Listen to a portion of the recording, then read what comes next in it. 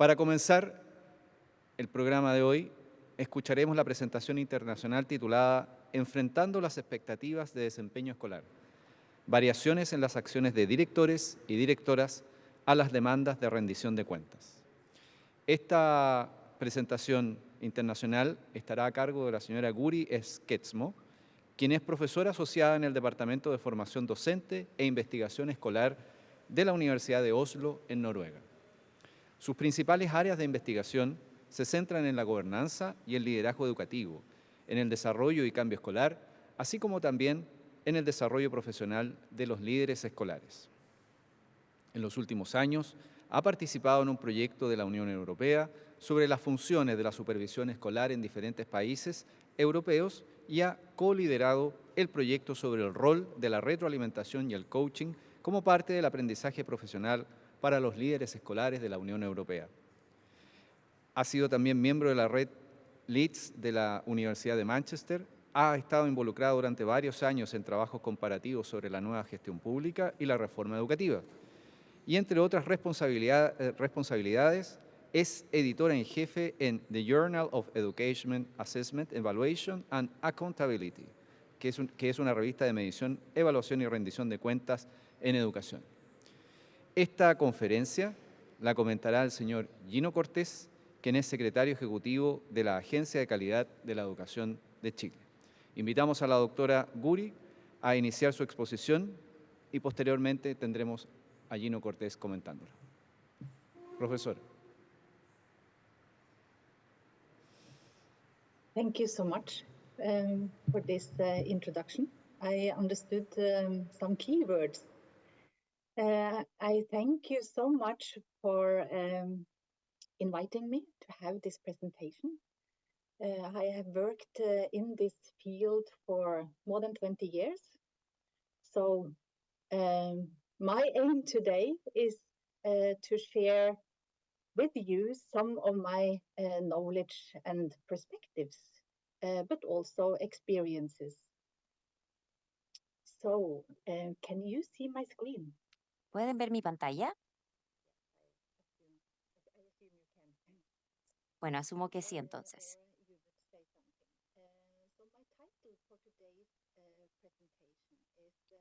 Bueno, la presentación de hoy tiene que ver con enfrentar expectativas del desempeño escolar, las variaciones en las principales demandas de rendición de cuentas. Y quisiera tomar la oportunidad, y según entiendo, ya llevan 20 años de la realización de esta conferencia, así que quiero felicitarlos en este aniversario. Es un gran logro establecer una conferencia como esta y por eso quiero felicitar a todos los que han sido parte de ella durante los 20 años, manteniéndolo, manteniendo y desarrollando un concepto tan maravilloso. Hace 8 años atrás yo estuve en Chile, estuve en Santiago y participé de la conferencia en persona. Fue una experiencia maravillosa. En ese entonces también era también parte de ella híbrida y me impresionó cómo manejaron la tecnología involucrada, porque fue mucho antes del COVID-19. Luego de eso pudimos obtener mucha más experiencia sobre las presentaciones en línea y la interacción en línea con el mundo. Así que la presentación de hoy, como bien dije, quiero compartirles mi conocimiento, perspectivas respecto a los siguientes temas.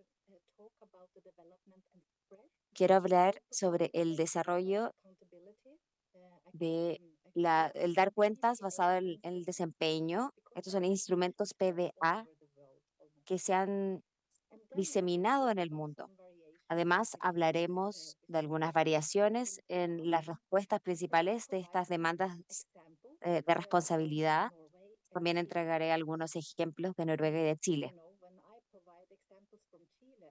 Cuando doy los ejemplos de Chile como alguien ajena a Chile, es un ejercicio difícil y peligroso porque muchos de ustedes conocen ese contexto y son expertos sobre lo que pasa en Chile. Así que tienen que tomarlo como la perspectiva de alguien que viene de afuera. Y quisiera usar estos ejemplos para reflexionar respecto al uso de los instrumentos PDA. ¿Cómo nosotros lidiamos con evaluaciones de medición como base de la mejora y como rendición de cuenta de los actores? En mi presentación les voy a pedir que piensen en su propio contexto y qué tipo de instrumentos se utilizan en sus contextos y cómo ustedes experimentan las expectativas del desempeño y también distintos tipos de prácticas de rendición de cuentas.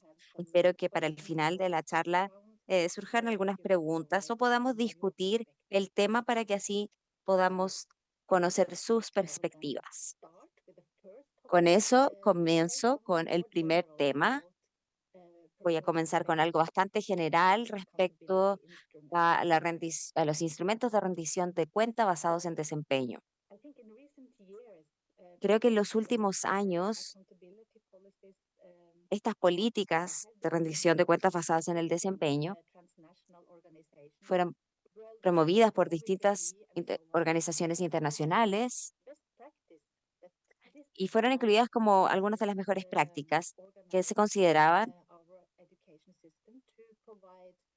como las necesarias para la organización de sistemas educacionales, para dar equidad, transparencia sobre lo que ocurre en las escuelas, entre otras cosas. Y me parece que muchos investigadores en estos últimos años, especialmente en las últimas dos décadas, se dan cuenta que la gobernanza ocasional se basa mucho en este tipo de instrumento de rendición de cuentas basados en el desempeño. Esta es una muy buena manera para quienes practican la educación guiar los sistemas educacionales a distancia, porque se entregan cifras y con ello se puede trabajar.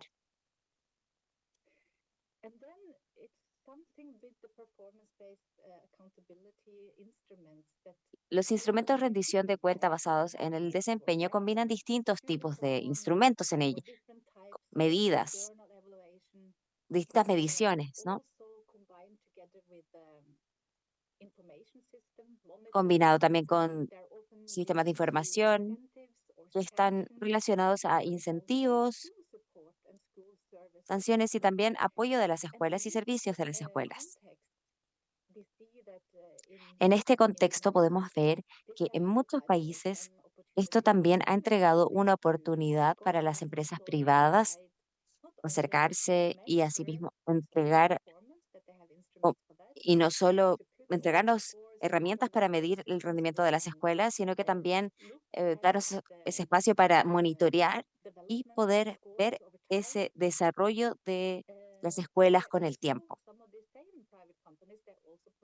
También algunas de estas empresas privadas nos entregan el diagnóstico de lo que pasa, de que está mal, sino que en ocasiones también nos pueden entregar la medicina.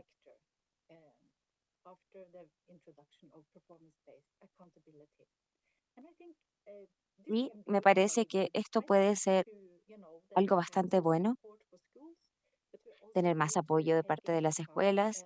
También es importante considerar cuáles son las consecuencias que no se intencionan. Y cuando llegan actores privados, en la práctica suele ser también un poco más desafiante para las autoridades educacionales y para entender qué es lo que está pasando.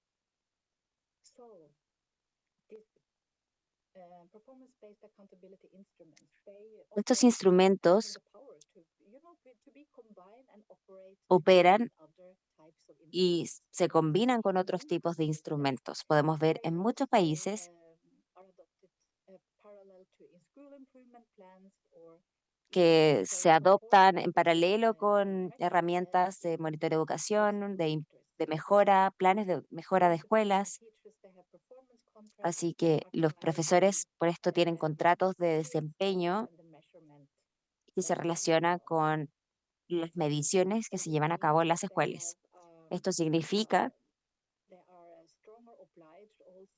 que están más obligados a aumentar el rendimiento, a mejorarlo, y eso está basado a su contrato. Y este contrato además tiene ciertos incentivos que se relacionan con sus salarios.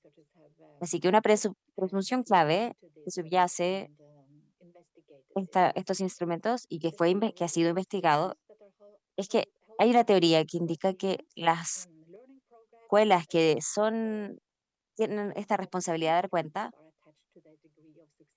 ven ciertas consecuencias relacionadas a ese grado de éxito.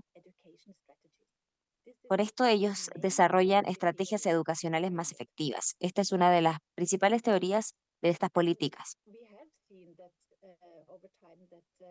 Hemos visto con el tiempo que este tipo de instrumentos generan presiones del rendimiento, especialmente debido a las consecuencias relacionadas a los cursos de los estudiantes y tienen una presión para abordar estas brechas y también promover mejores estrategias de las instrucciones. Me parece que bueno, hay muchas investigaciones que voy a mencionar durante la charla, pero se indica que existe cierta neutralidad de acuerdo a estos números, pero hay que estar conscientes, porque por un lado es necesario tener las mediciones, pero por otro lado, además debemos estar conscientes que los números que usamos para la mejora o por propósitos de rendición de cuentas reflejan decisiones políticas, también ciertas agendas. Por esto debemos estar conscientes que cuando usamos estos números para cubrir ciertas habilidades.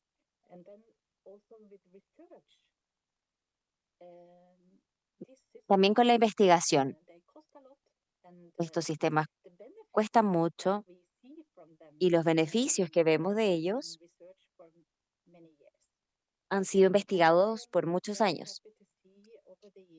Estoy muy contenta de ver que con los años, desde que se presentaron por primera vez estos instrumentos de dar cuentas basados en el desempeño en Estados Unidos, estos luego se esparcieron a otros países y hemos visto que la investigación también se ha llevado a cabo en estos mismos países. Creo que hace unos 7 años atrás, o 6 o 7 años atrás, la investigación se ha visto dominada, al menos en Estados Unidos y también en el Reino Unido. Ahora también tenemos investigaciones de distintas partes del mundo, hasta cierto punto. También debemos estar conscientes de la implementación. No es tan directa, puede tener algunas consecuencias intencionadas de lo que se logra, de los objetivos, pero también aumenta la presión de los actores de la escuela, porque si no está equilibrado, puede tener algunas consecuencias también. Y me parece que en específico, estos instrumentos tienen el poder de crear valor al conflicto dentro de estos contextos. Y me parece relevante, sobre todo en los últimos años. No sé qué está pasando en sus países, pero en muchos países en el mundo se está enfrentando una crisis de los profesores. Los profesores están yendo, es difícil reclutar a nuevos profesores. También hay menos profesores en los programas de educación en muchos países.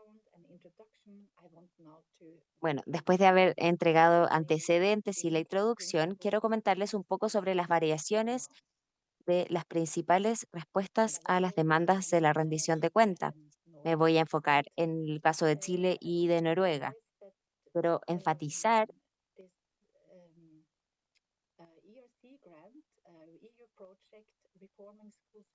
en este enfoque que se llama Reform, Lo lideró Tony Butcher, profesor de la Universidad Autónoma de Barcelona. Él trabajó con un gran equipo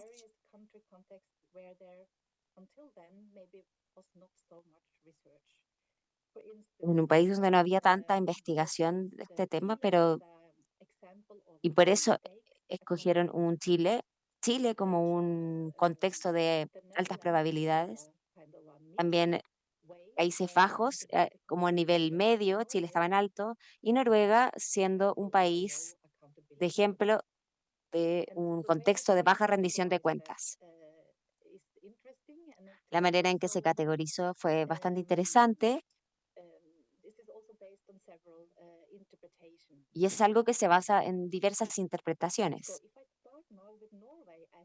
Así que si comenzamos con Noruega como ejemplo de un país con un contexto de baja rendición de cuentas, este desempeño de baja rendición de cuentas se relaciona a este país y de hecho después de discutir y de presentar estas pruebas nacionales que se llevaron a cabo durante 10 años, decidimos cambiar de opinión después de que se resultaron los primeros resultados en 2001. Así que al inicio del milenio nos dimos cuenta que este tipo de rendición de cuentas basadas en desempeño fueron más importantes en este contexto noruego. Y esto se debe en gran parte a lo experimentado,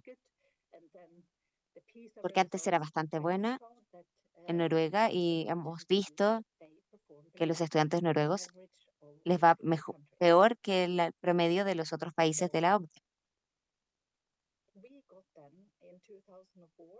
Así que en 2004 probamos las pruebas nacionales por primera vez y hicimos un sistema de evaluación de calidad nacional en el que esta prueba nacional era el instrumento más importante.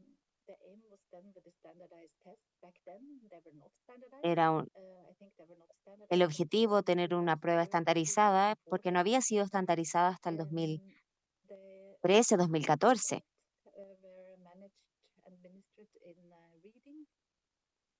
Se administró en el área de lectura, numérica y también desempeño del inglés. Esto se llevaba a cabo al inicio de los cursos de quinto, octavo y primero medio o noveno grado. También se hacía el cuarto, séptimo y octavo básico. Le pusimos atención a los puntajes para poder medir cuál es la contribución de cada escuela, esto a nivel organizacional. Tomábamos esta contribución de las escuelas y considerábamos los estados socioeconómicos de los estudiantes para así poder calcular cuál es la contribución y si es que las escuelas están por debajo, no les va bien o si les está yendo bien con respecto al aprendizaje de los estudiantes. El estudiante y su aprendizaje lo medía esta prueba nacional. Los razonamientos principales detrás de esta prueba nacional fue para evaluar los logros de los estudiantes y para publicar, o más bien para tomar decisiones basados en datos.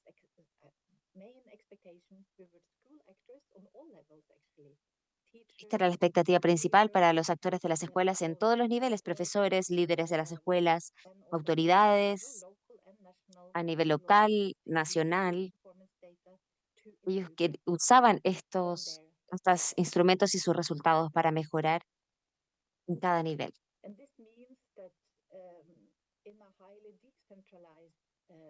Esto significa es que era más bien centralizado en Noruega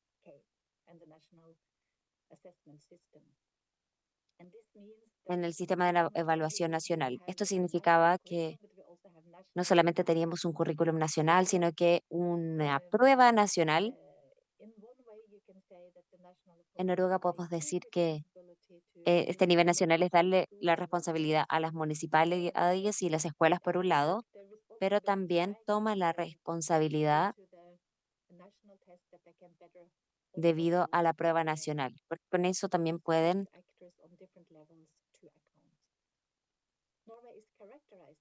se pueden dar, hacer esta rendición de cuentas a los otros niveles, en todos los actores participantes del sistema escolar. No habría sanciones, por ejemplo, no se cerrarían las escuelas, que es algo que pasaría en sistemas de un nivel más alto de rendición de cuentas. Por ejemplo, si es que había un buen rendimiento, entonces se recompensaría con un buen sueldo o un mejor sueldo, incentivo para los profesores.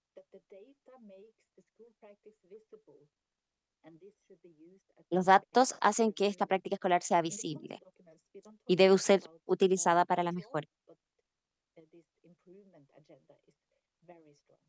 La agenda de mejora fue muy fuerte y las investigaciones nos mostraron que las pruebas nacionales son los indicadores de calidad principales y hemos visto en distintos proyectos en los que participé, que hay nuevas interacciones, porque hay una cadena de dar cuenta de responsabilidad que se da a nivel local, en las escuelas, involucra a los directores, a los profesores, a los equipos.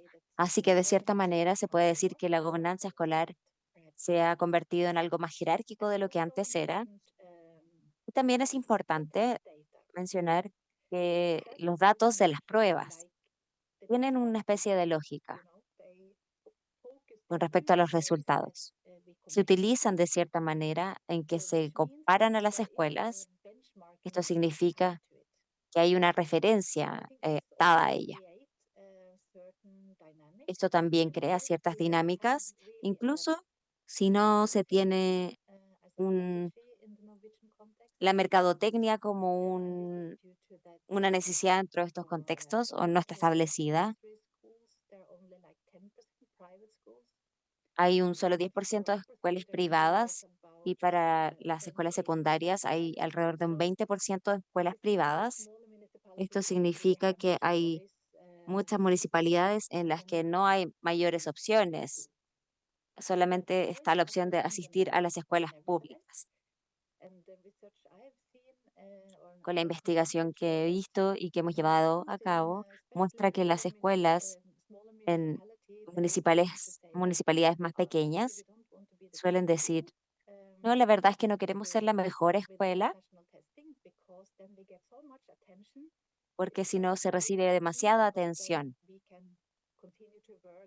Lo mejor es estar en cierto nivel en el que podamos seguir creciendo sin recibir tanta atención.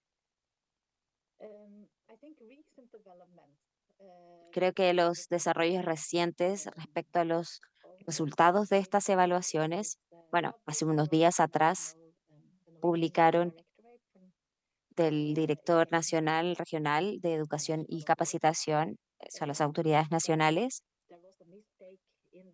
publicaron que hubo un error en el programa que utilizaron, así que de hecho en los últimos 10 años de resultados de lectura no han disminuido y se debió a que usaron programas incorrectos. Pero que este tipo de, digamos, escándalos podría hacer que los directores y otros actores de la escuela a no creer tanto, los puede llevar a no creer tanto en esos resultados de la evaluación. Pero desde que se presenta, podemos ver, podemos ver que hay un mayor interés y también aceptación de estos resultados de las pruebas, de la prueba nacional.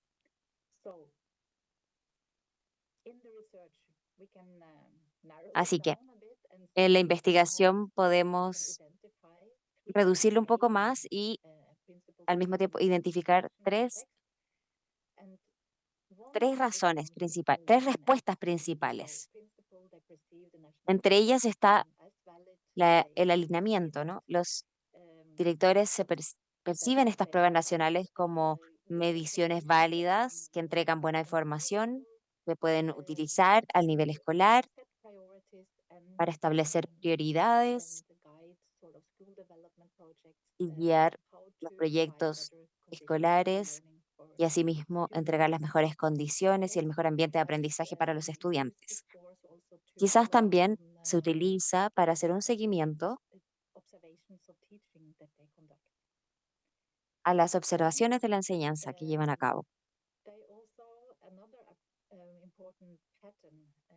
Y otro patrón importante es que intentan equilibrar los propósitos y tienen múltiples. Así que la primera respuesta es pragmática, se usan los resultados como una buena entrada de información. La segunda respuesta es que sí, más bien perciben los resultados de la evaluación como válido, pero no es lo más importante para el desarrollo de la escuela. Tenemos que verlo con una perspectiva más holística y por eso necesitamos otros tipos de información que nos puedan ayudar a guiar ese desempeño. Esta es información de contexto que tienen los actores dentro de la organización de la escuela. Ellos conocen a los estudiantes, conocen cómo trabajar con ellos para poder tener condiciones de aprendizaje mejores. Y luego la tercera respuesta es simbólica. Hay los directores en Noruega cuestionan la validez de las pruebas nacionales. Con los últimos escándalos, probablemente este grupo de personas serán más escépticas.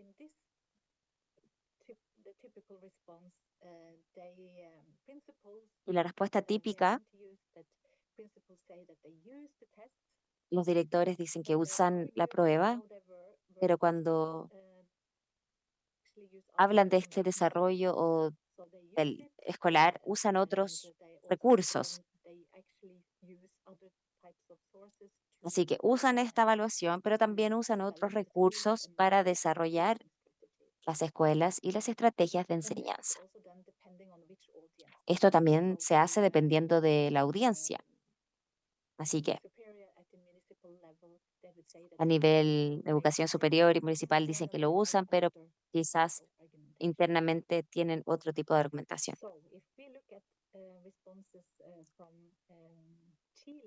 Veamos las respuestas que tiene Chile entonces. Aquí vemos un contexto distinto. Como mencioné anteriormente,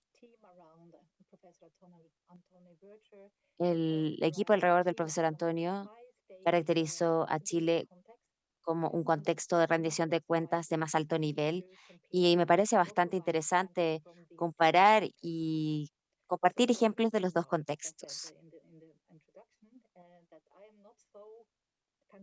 Como bien dije en la introducción, no estoy tan familiarizada con el contexto de Chile, pero pueden ver ejemplos, ver si es relevante para su contexto de su país. Así que en Chile, los instrumentos para dar cuenta del nivel de desarrollos están más impulsados por el mercado y se presentó mucho antes comparado con el contexto noruego. Comenzaron en los 80s. Tienen una decisión de escuela parental combinado con un esquema de financiamiento. Además, hay otros tipos de evaluaciones, una evaluación a gran escala nacional, conocido como CIMSE, y a través de este instrumento los resultados de los logros de los estudiantes se difunden para informar en la toma de decisión de la escuela para los padres y también se usa para certificar a los estudiantes y que sigan avanzando en el sistema educacional. Desde 1995 se tiene un sistema de pago basado en mérito para los profesores, que tiene que ver con el rendimiento escolar, según lo que entendí en la investigación. Además, con el tiempo, tienen modelos de políticas compensatorias según lo definieron los investigadores. Esto significa que tienen programas de apoyo, hay subsidios adicionales para cada estudiante que se recibe de contextos en desventaja. Desde el 2011, el sistema de aseguramiento de la calidad de la educación introduce nuevos instrumentos como las inspecciones, distintos tipos de evaluaciones, además de los resultados de las evaluaciones de los estudiantes. Además, creo que se usan el uso de datos o se confía en el uso de datos. Sin embargo, la retórica no está tan presente. Esto es algo que también critican los investigadores. Así que en Chile, las investigaciones creen en el rendimiento, en los procesos, las fuerzas del mercado, en los incentivos, sanciones, para mejorar la calidad de la educación. Esto también es del debate, es parte del debate del sistema actual y es algo que evoluciona. Así que, si vemos tres patrones, yo trato de crear patrones y respuestas principales para presentar distintas estrategias que he utilizado, analizando distintos contextos de las escuelas. Todo esto basado en el artículo de Parceriza. Aquí me enfoco en los tipos de patrones que podemos encontrar. También hay otros tipos de investigaciones desde antes, el 2014, en donde también se entregan este tipo de respuestas. Como en Noruega, tienen el patrón de alineamiento. Los directores perciben los datos como útiles, significativos y basan sus decisiones en ellas. A nivel escolar, también existe un uso más superficial. Se usa de manera superficial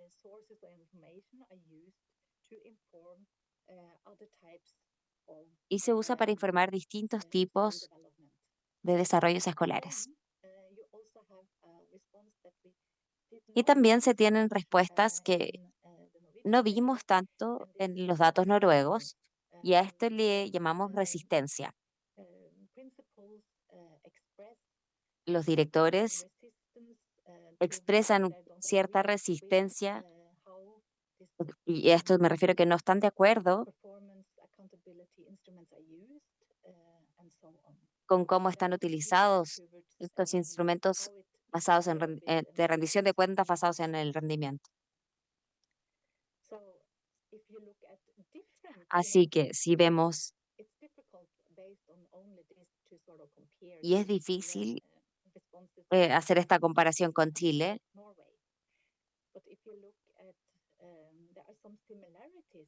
pero pueden ver que hay ciertas similitudes y se da también entre directores y profesores, también todos los actores escolares quieren lo mejor para sus estudiantes. Vemos la tensión del país, hay tensiones más bien respecto a este equilibrio para mejorar los puntajes, porque son percibidas como escuelas a las que le va bien, pero también se priorizan las necesidades locales, necesidades de las poblaciones, que pueden ser muy heterogéneas. Y luego el equipo de profesores ven diversas estrategias y usan estrategias como enseñar para las pruebas o practicar para las pruebas y se encuentra una gran diferencia entre los profesores en Chile y los profesores en Noruega. En mi lista de referencia tengo muchas de las publicaciones para que los puedan ver.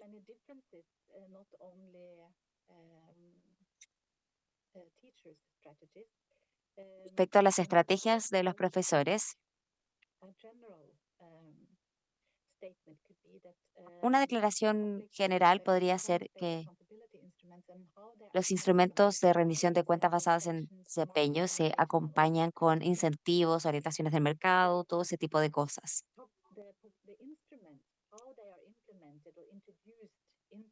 Los instrumentos y cómo se implementan y se usan en el país son mediados por las tradiciones.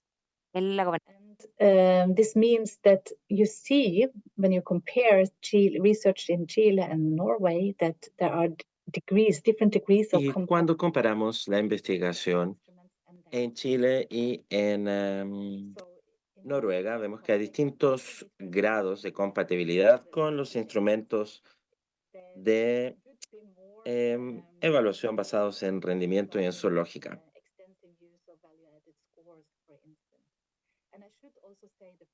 También debería decir que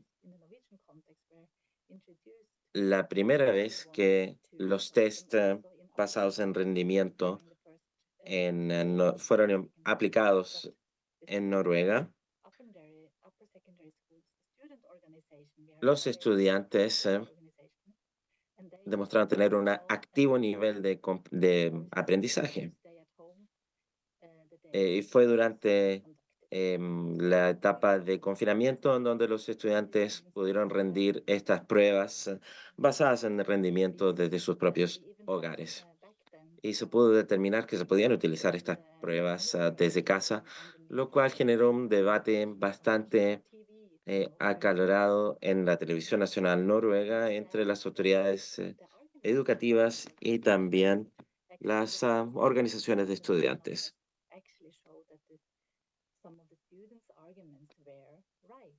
Y efectivamente algunos argumentos de los estudiantes resultaron ser completamente adecuados. Es decir, que estos test necesitaban mayor validación y que no habían sido diseñados inicialmente para ser aplicados a distancia. Y además, como lo mencioné, hay otra gran diferencia. El comportamiento estratégico entre profesores es bastante diferente. Las prácticas que están principalmente dirigidas a priorizar el rendimiento de los estudiantes por sobre el aprendizaje tienden a encontrar algo de resistencia por parte de los estudiantes. En tercer lugar, quisiera mencionar algunas reflexiones sobre el uso de este instrumento de evaluación basado en rendimiento. Ahora, tenemos que pensar en cómo entendemos la rendición de cuentas. Con el paso del tiempo se ha desarrollado mucha investigación sobre rendición de cuentas y podemos entender la rendición de cuentas como una práctica social que persigue propósitos particulares que están vinculados a la evaluación. Y esto, bueno, fue la definición de Ransom, uno de los investigadores en el año 2003. Ya hay preguntas muy importantes que se deben hacer cuando se habla de rendición de cuentas.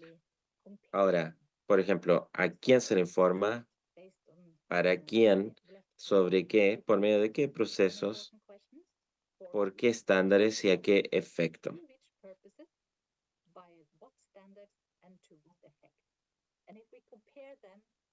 Y si comparamos todo esto con, bueno, esto es lo que mencionó Marshall en el año 2006. Y Burke, otro investigador, formuló estas mismas preguntas de manera algo levemente distintas. Por ejemplo, ¿para quién de quién es la responsabilidad? ¿Con qué propósito? ¿Para qué? ¿En favor de qué? ¿Con qué medios o con qué consecuencias?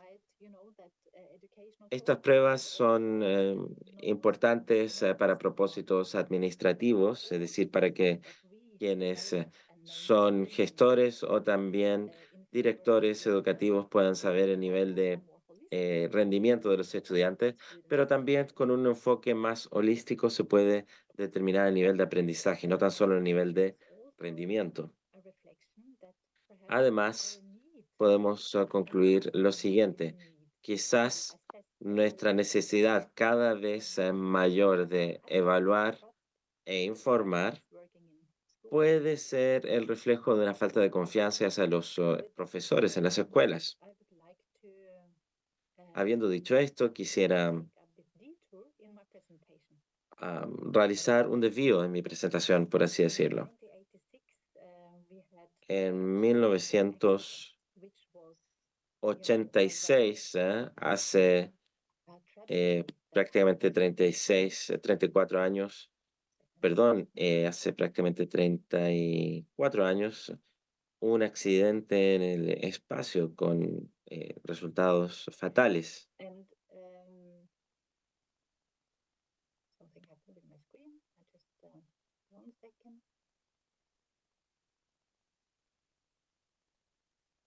Un segundo para, pido un segundo para solucionar algo en mi cámara.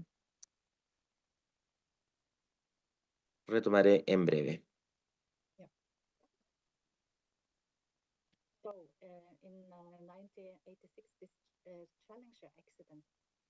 Muy bien, en 1986, hace más de 34 años, de hecho, ocurrió lo que se conoce como el Challenger Accident o el accidente de la nave espacial Challenger.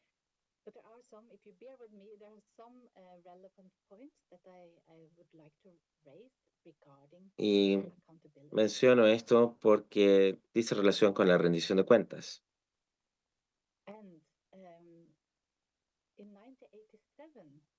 En 1987, Romsek y Dubnik, dos investigadores, escribieron un artículo muy interesante en donde trataron de algún modo, analizar el informe que se emitió luego de este accidente.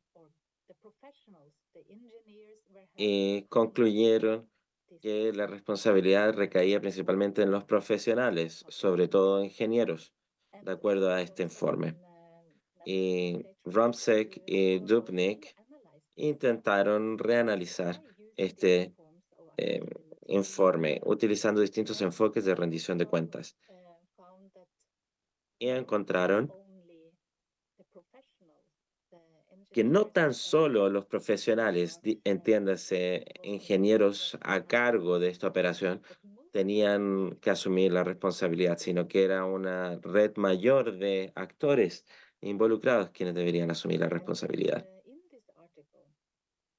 Y fue justamente en este artículo en donde Romsek y Dubnik definieron la rendición de cuentas como la gestión de distintas expectativas generadas tanto dentro como fuera de una organización, y analizaron la rendición de cuentas como un sistema burocrático. ¿Qué quiere decir esto?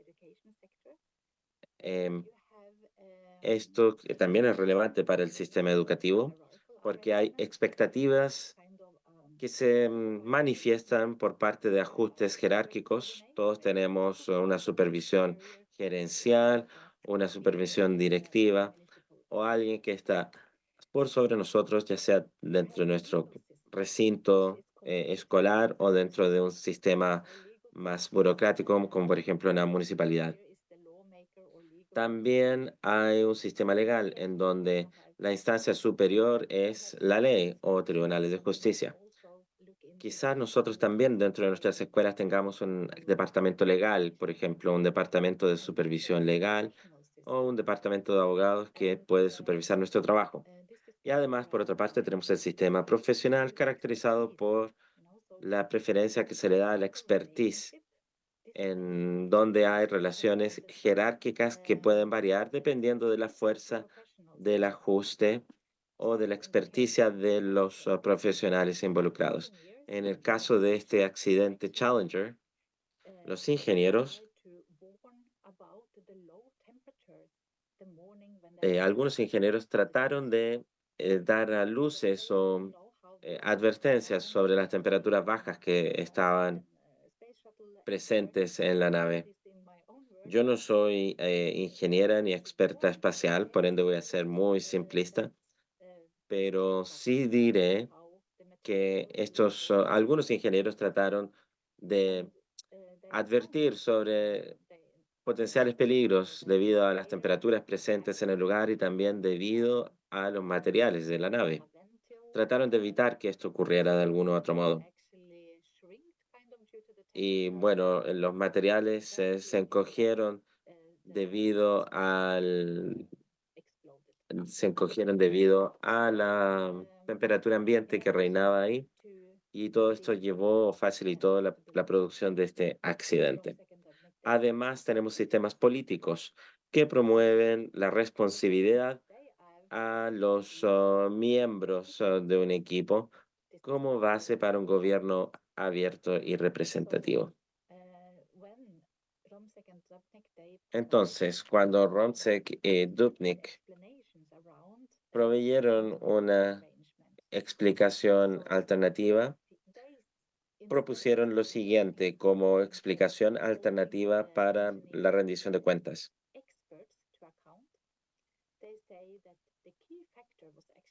Y ellos indicaron que el factor principal fue, de hecho, el mal ajuste de la rendición de cuentas en las tareas principales asignadas por la NASA y en las responsabilidades técnicas.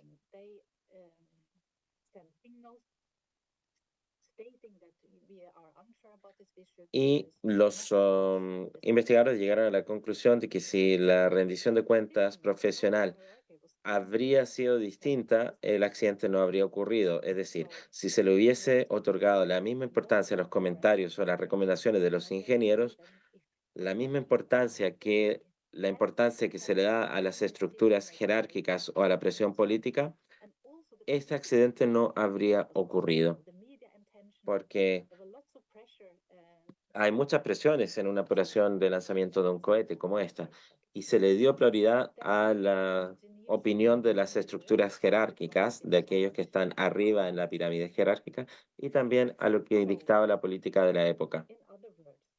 Para resumirlo en otras palabras,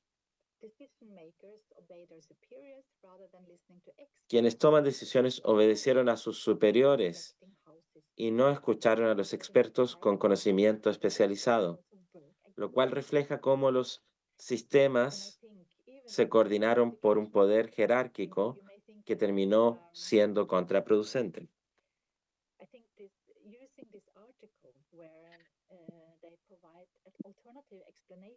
Ahora, vemos estas explicaciones alternativas propuestas por estos dos investigadores, Skidmore y Huber, y vemos que, perdón, Romsek y Dubnik, y vemos que el conocimiento específico tiene un gran peso para tomar decisiones.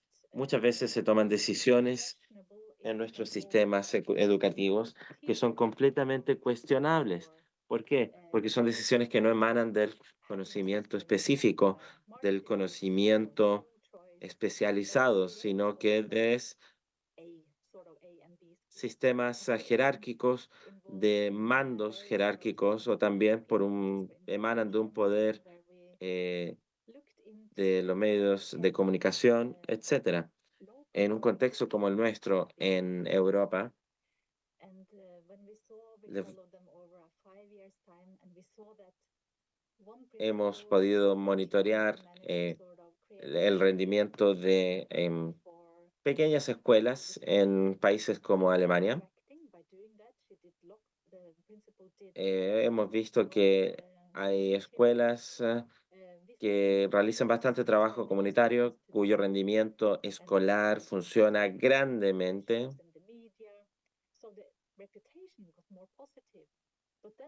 y am, son capaces de resolver sus inconvenientes por su cuenta, lo cual representa un gran ejemplo de superación. Sin embargo, en otras escuelas ubicadas en las mismas regiones o incluso en las mismas ciudades, no se evidencian tantos avances porque se han enfocado en seguir reglas o en simplemente obedecer a poderes superiores o a mandos superiores más que encontrar soluciones para sus propios problemas específicos en el contexto en el que están.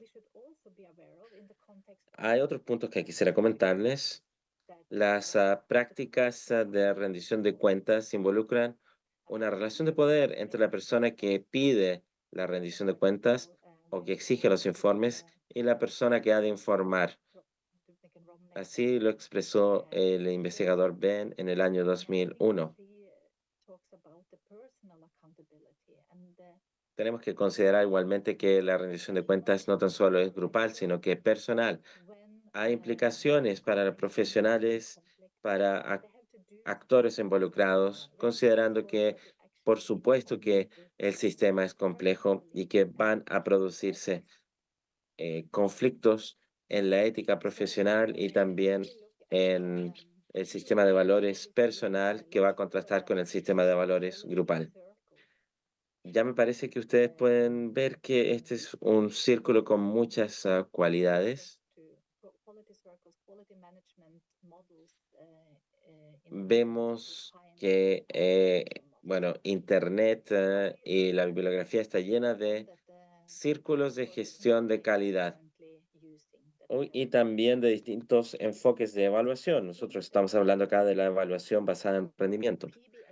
Y me parece que el poder de los instrumentos de evaluación basados en rendimiento es que permite integrar todos estos componentes que ustedes pueden ver en pantalla.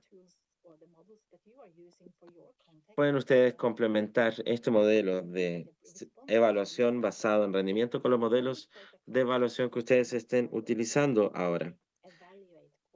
Estos instrumentos nos permiten evaluar con bastante precisión la responsabilidad de cada uno de los actores en el proceso educativo. Tenemos que tener conciencia de lo siguiente.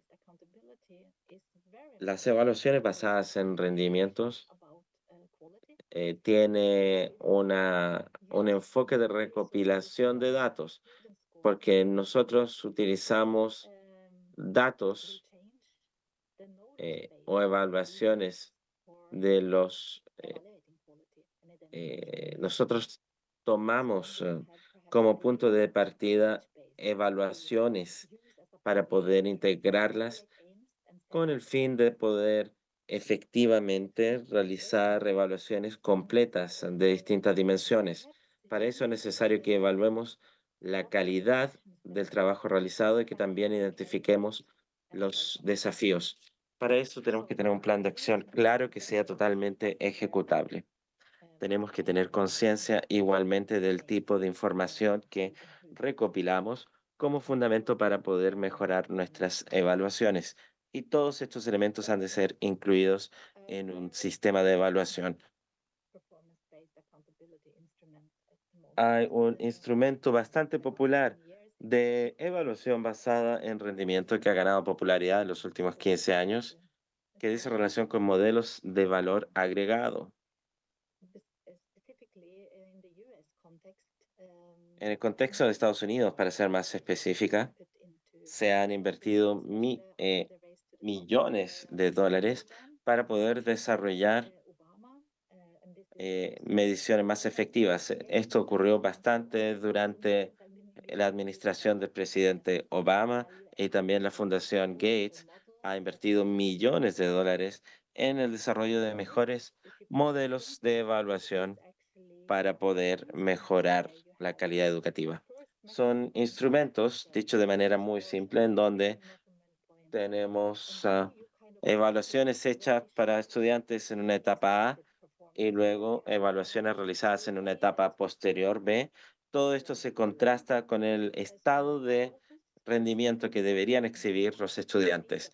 Es decir, tenemos una escuela A que está por sobre el rendimiento esperado y una escuela B que se encuentra por debajo del rendimiento esperado.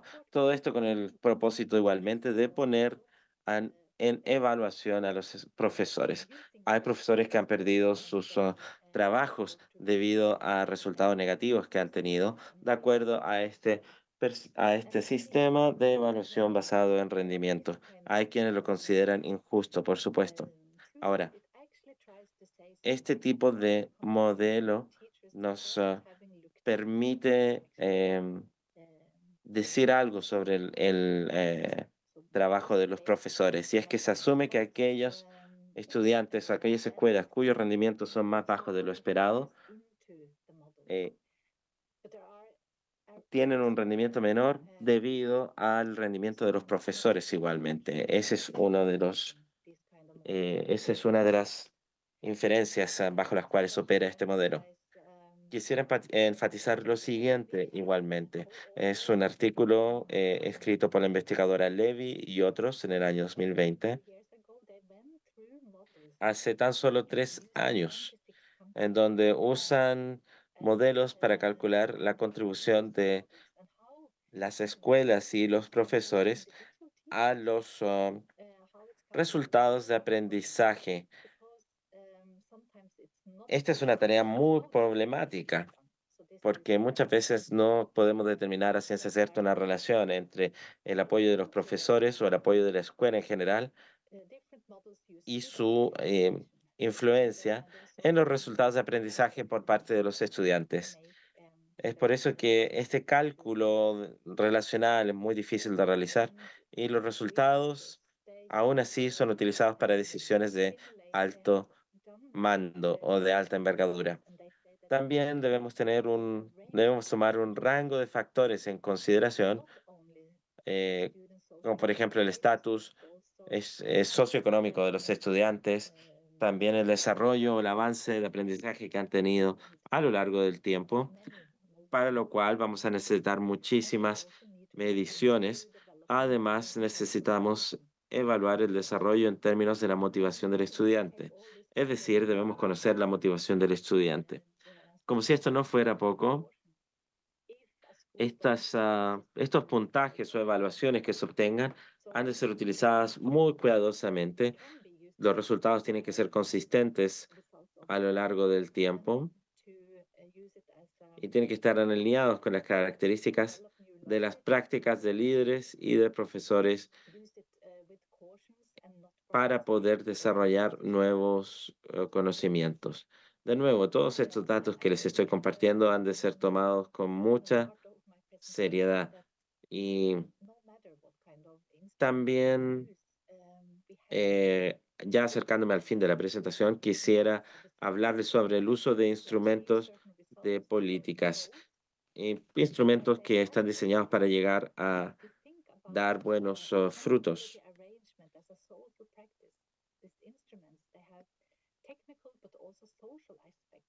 También tenemos que considerar los aspectos sociales. Hay instrumentos que están diseñados e implementados para poder lograr resultados en base a objetivos formulados. Los instrumentos también tienen aspectos sociales y técnicos. Organizan relaciones sociales específicas entre los actores que los usan y los actores que participan en su uso. Hay que entender que los instrumentos de evaluación no son neutros, transmiten un significado y tenemos que entender que la evaluación en el contexto educativo es tremendamente compleja y que no da lo mismo que instrumento de evaluación se utiliza. Entonces, tenemos que entender que las evaluaciones van a tener tanto resultados esperados como resultados no esperados.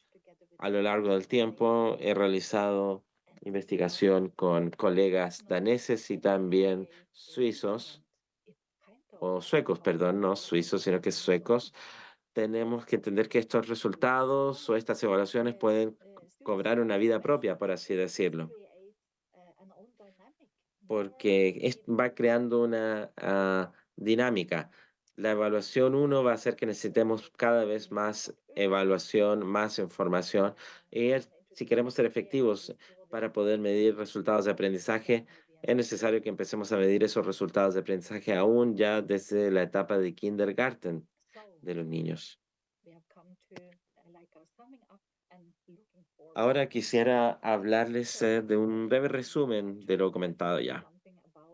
He tratado de no hablar con tanto detalle.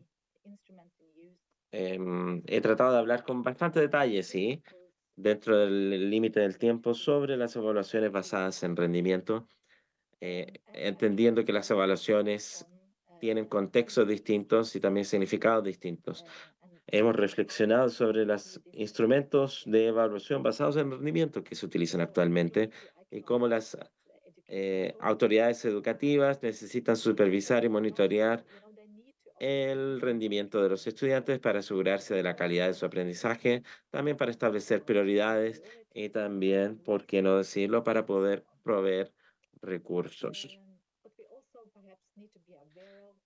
También hemos de tener conciencia de que estos instrumentos de evaluación proveen muchas veces observaciones limitadas sobre el rendimiento de profesores, estudiantes y de la organización escolar como un todo. Además, hemos de discutir cómo podemos promover formatos de aprendizaje innovadores, porque existe la necesidad de desarrollo docente y también de colaboración entre actores en el contexto local. Y aquí me parece que los instrumentos de evaluación basados en el rendimiento pueden llegar a ser elementos que restringen la libertad y la creatividad de los profesores.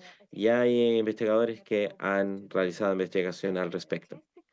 Quizá quizá debamos volver a la raíz de de las evaluaciones. Eh, el primer objetivo de las evaluaciones es, por una parte, enfatizar fortalezas y también detectar debilidades. Y es necesario que estas evaluaciones sean participativas y también alentadoras para no desalentar el aprendizaje. Es necesario que elijamos nuestros instrumentos de evaluación de manera muy cuidadosa y que le pongamos atención a la relación de las distintas expectativas y también de las distintas lógicas de rendición de cuentas que van a estar chocando entre sí. Con esto quiero darles las gracias a cada uno de ustedes por su atención y por supuesto quiero decirles que si hay comentarios y preguntas con gusto las responderé. Muchísimas gracias.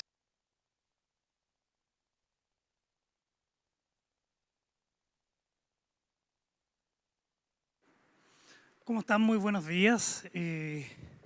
Creo que la profesora Skedsmo nos ha hecho una presentación magistral acerca de cómo los sistemas de aseguramiento y en general los sistemas de rendición de cuentas han sido dominantes en las últimas décadas y también cómo varios países se han sumado, incluido el nuestro, a tener sistemas de aseguramiento que puedan, a través de las evaluaciones y rendiciones de cuentas, mejorar la calidad de la educación.